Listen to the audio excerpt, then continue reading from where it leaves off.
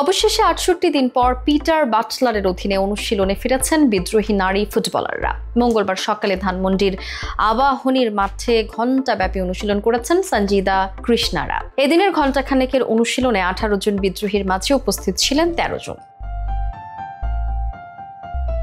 AFC নারী Asian cup কোয়ালিফায়ারকে সামনে রেখে গত সোমবার ক্যাম্প শুরু করে বাংলাদেশ। যদিও এদিন বিদ্রোহীরা ছিলেন না এই সেশনে, তবে বিদ্রোহী খেলোয়াড় ও কোচ দুই পক্ষই প্রথমবারের মতো বসে আলোচনার টেবিলে। এর প্রেক্ষিতে মঙ্গলবার থেকে শুরু হওয়া মাঠের অনুশীলন দিয়ে লম্বা সময় পর অবসান হলো নারী ফুটবলারদের বিদ্রোহের।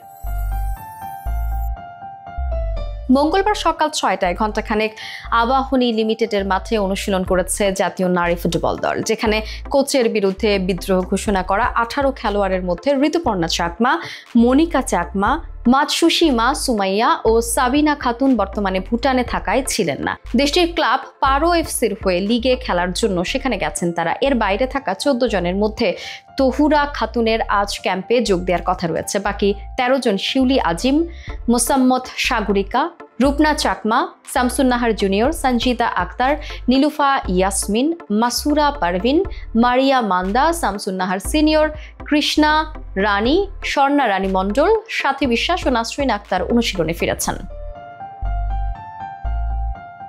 এশিয়ান কাপ বাছাই পর্বকে সামনে রেখে শুরু হয়েছে এই অনুশীলন। মিয়ানমারে হবে টুর্নামেন্টের বাছাই পর্ব।